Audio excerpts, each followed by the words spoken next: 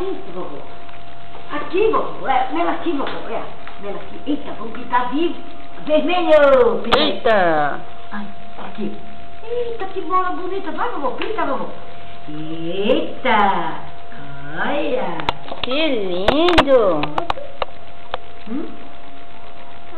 Agora canta. Pintar, canta. Legal.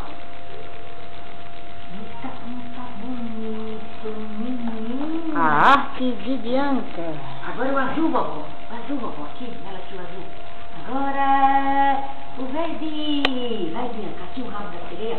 Eita, que coisa bonita. Agora dança.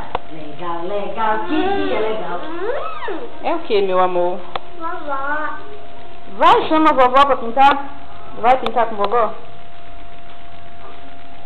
Dança. Dança pra vovó ver.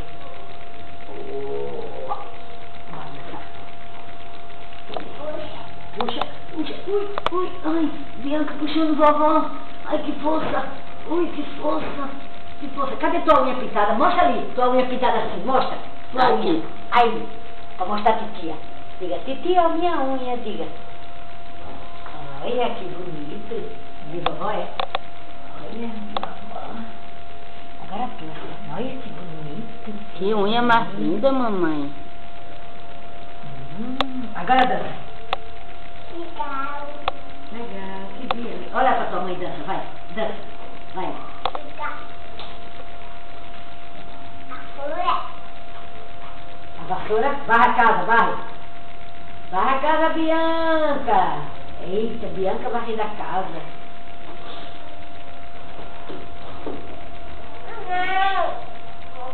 Não? Vai, Bianca, pinta o desenho? Eita. Me dá uva. Ui.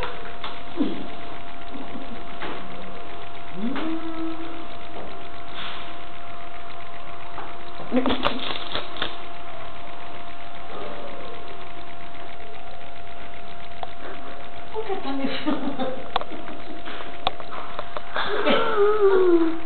Biana. O que foi, Michele?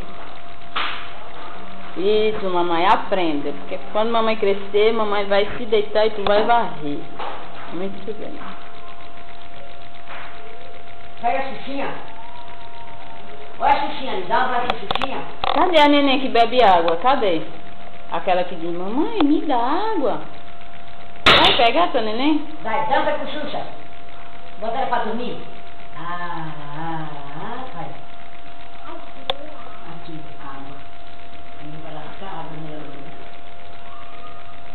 Pinta o desenho? Vou mostrar seus desenhos. As pinturas de Bianca. Olha. Bianca. Lê artista.